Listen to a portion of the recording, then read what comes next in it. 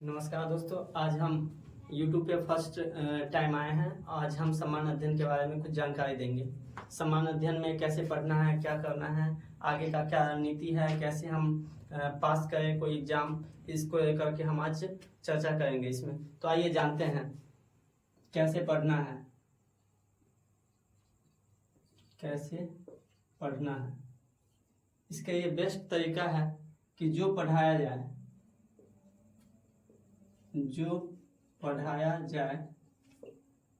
उसको नियमित पढ़ना है, उसको रिवीजन करते रहना है और उसी के हिसाब से आगे हम पढ़ते रहेंगे और चीज़ों को देखते रहेंगे। उसके बाद रणनीति क्या है, पढ़ाई का सही रणनीति क्या है। रणनीति कहने का अर्थ है कि जब तक हमको सिलेबस का जानकारी नहीं होगा तब तक हम सही तरीके से चीज़ों को नहीं कर पाएंगे। तो समान अध्ययन के बारे में जानेंगे और समान अध्ययन में कई खंड हैं, उस खंड की चर्चा करेंगे। सबसे पहले समान अध्ययन को देखिए।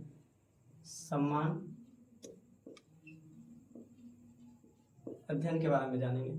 समान अध्ययन में को 7 से 9 खंड हैं, एक एक करके हम बताएंगे।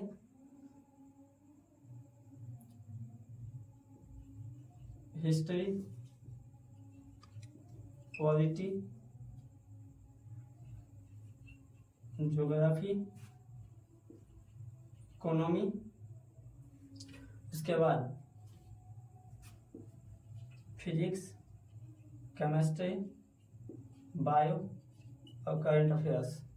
इस 7 खंड को करेंगे, जिसके बाद समान अध्ययन में हमें कोई दिक्कत नहीं होगी।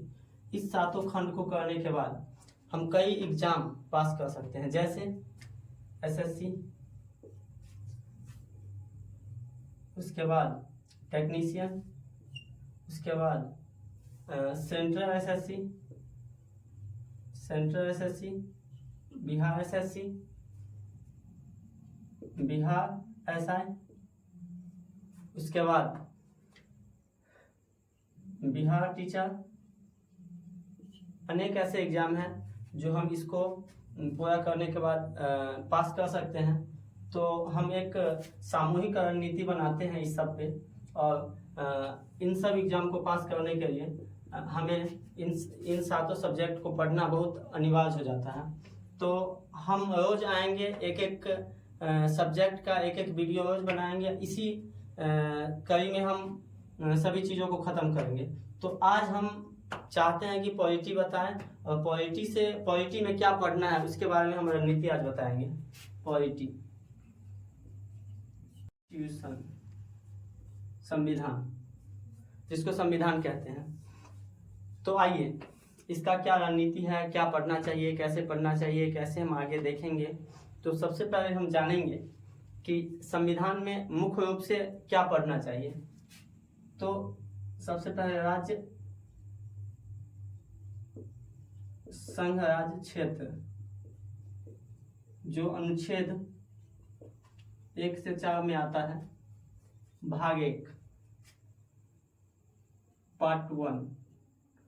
उसके बाद जानेंगे नागरिकता,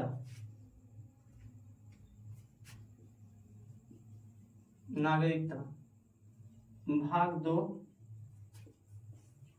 अनुच्छेद 12 से 35 तक जानेंगे। उसके बाद जानेंगे नीति, उसके बाद जानेंगे मौलिक अधिकार, भाग 3 अनुच्छेद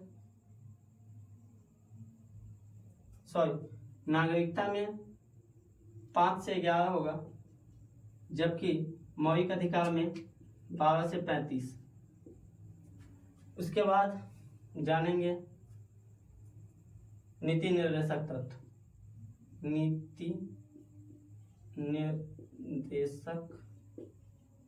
तत्व, भाग 4 अनुच्छेद 36 से 51 अनुच्छेद। उसके बाद जानेंगे 5 केंद्र शासित माने केंद्रीय चीजों को जानेंगे, सेंटर के बारे में जानेंगे।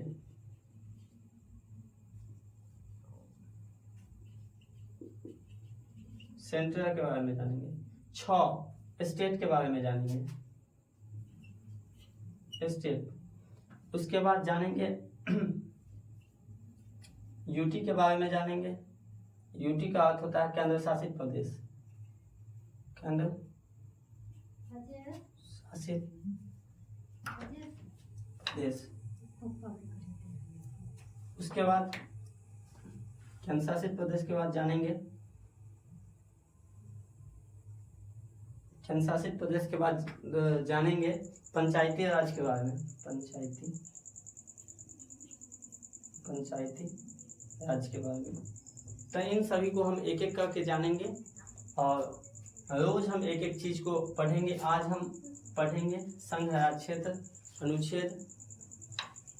अनुच्छेद 1 से 4 भाग 1। तो संविधान के बारे में जानेंगे। संविधान का आज फर्स्ट खंड जानेंगे। संविधान है क्या? संविधान जैसे घर चलाने के लिए एक विधि व्यवस्था होता है, वैसे देश चलाने के लिए संविधान की आवश्यकता होती है। तो हम कह सकते हैं कि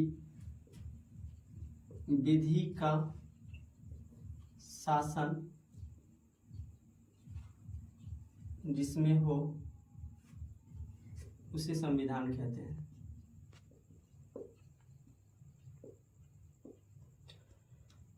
जब हम घर, एक छोटा मोटा घर, परिवार, समाज के एक नियम कानून बनाते हैं, वैसे ही देश चलाने के लिए संविधान की आवश्यकता होती है। और एक बात बता देते हैं कि हमारे देश में सबसे बड़ा संविधान है। तो आइए संविधान के एक एक खंड को जानेंगे, अच्छे से जानेंगे। आज हम संघ राज्य क्षेत्र के बारे में जानेंगे। तो संघ राज्य क्षेत्र के बारे में जानेंगे।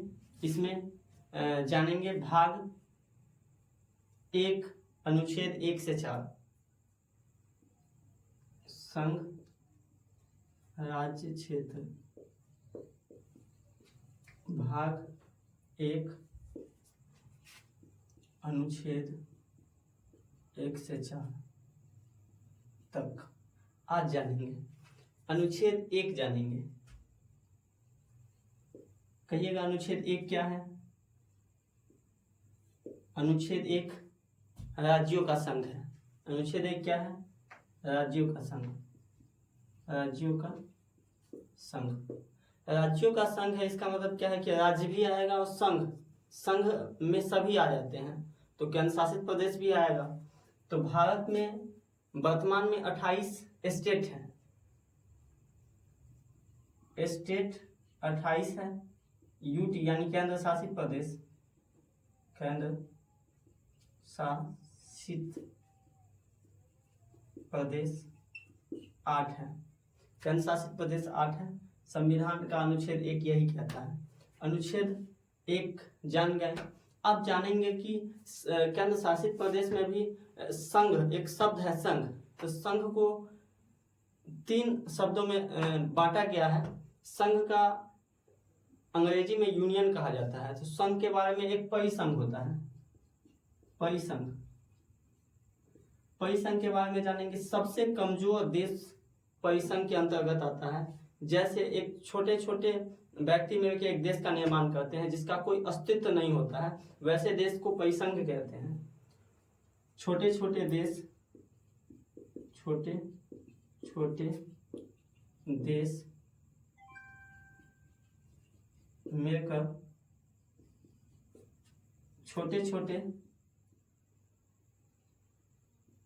राज्य मिलकर एक देश का निर्माण करते हैं,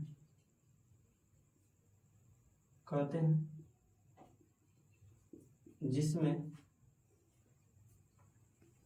शक्ति राज्य के पास ज्यादा होती है। तो हम कह सकते हैं कि शक्ति अगर राज्य के पास ज्यादा होगा तो देश कभी भी टूट जाएगा। इसके लिए परिसंघ सही देश नहीं है, परिसंघ सही नहीं है। अब एक आता है फेडरल। फेडरल में क्या होता है कि राज्य, अनेकों राज्य मिलकर एक देश का निर्माण होता है, लेकिन सभी राज्य कुछ न कुछ शक्ति देश को देते हैं। जैसे एग्जाम्पल अमेरिका है। अमेरिका में दोहरी नागरिकता की व्यवस्था है। वहाँ स्टेट से अलग नागरिकता लेना होगा और देश से अलग नागरिकता लेना होगा। इसके लिए वहाँ दोहरी नागरिकता है। इसका भी अर्थ यूनियन ही है। इसका भी यूनियन ही है। उसके बाद आइए, एक यूनियन माने संघ होता है, उसमें सभी शक्ति देश के पास होता है, केंद्र के पास होता है। जैसे भारत, इसमें सारी शक्ति केंद्र के पास होता है, यानी सेंट्रल गवर्नमेंट के पास सभी शक्ति सेंट्रल गवर्नमेंट के पास होती है। तो अनुच्छेद 1 के तहत इतनी बातों को जाने और अनुच्छेद 2 के बारे में आप जानेंगे।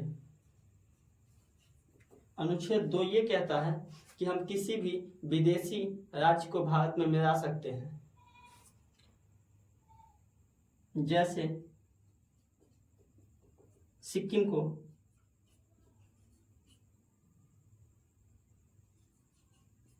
को 1975 में भारत में मिलाया गया था। कह सकते हैं कि 35वां संविधान संशोधन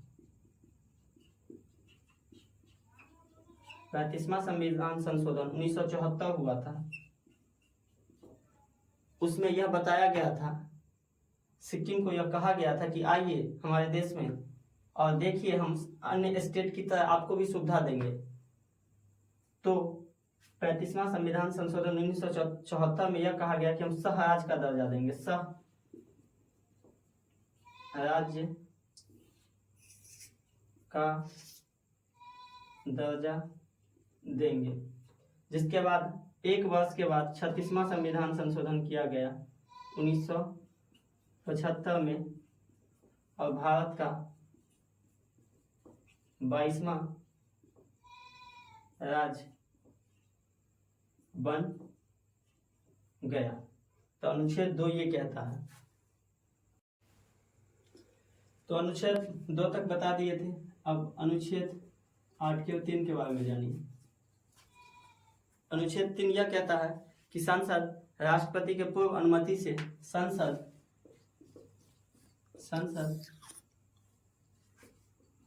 राष्ट्रपति के पूर्व अनुमति राष्ट्रपति के पूर्व अनुमति से भारत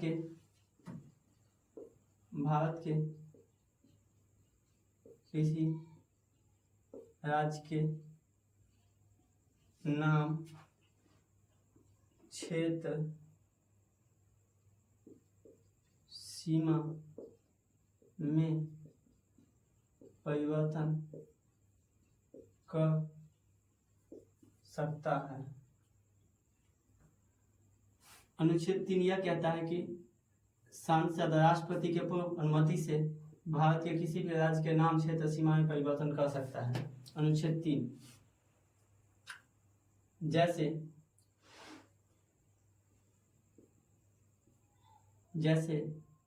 आंध्र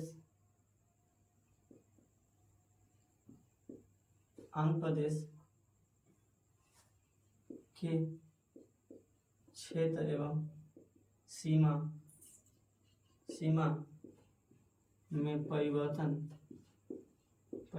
कर तेलंगाना राज्य का गठन किया गया। अनुच्छेद 4 के बारे में जानेंगे। 8 के 4 के बारे में जानेंगे। अनुच्छेद 4 क्या कहता है कि अनुच्छेद 2 और अनुच्छेद 3 को अनुच्छेद 368 से बाहर रखा गया है। अनुच्छेद 2 एवं अनुच्छेद 3 को 368 से बाहर रखा गया है। इसमें सिर्फ संसद 50% बहुमत से पारित कर देगा तो परिवर्तन हो जाएगा। इसी के साथ आज संघ और राज्य क्षेत्र खत्म हो गया। अनुच्छेद 1, 2, 3, 4 सभी के बारे में जानेंगे। अनुच्छेद 1 में कहा गया है कि राज्य है। अनुच्छेद 2 में कहा गया है कि हम किसी विदेशी राज्य को हम भारत में मिला सकते हैं। अनुच्छेद 3 में यह कहा गया है कि हम किसी भी माने भारत के किसी भी राज्य के नाम, क्षेत्र, सीमा में हम साधारण बहुमत से परिवर्तन कर सकते हैं। और अनुच्छेद 4 यह कहा गया है कि हम अनुच्छेद 2 को और अनुच्छेद 3 को अनुच्छेद 368 से हम बाहर रखेंगे। इसी के साथ आज संघ राज्य क्षेत्र भाग 1 अनुच्छेद 1 से 4 समाप्त हो गया। अब नेक्स्ट वीडियो में नागरिकता के बारे में जानेंगे और उसको विस्तृत रूप से चर्चा करेंगे। इसके साथ धन्यवाद, गुड नाइट, शुभ रात्रि।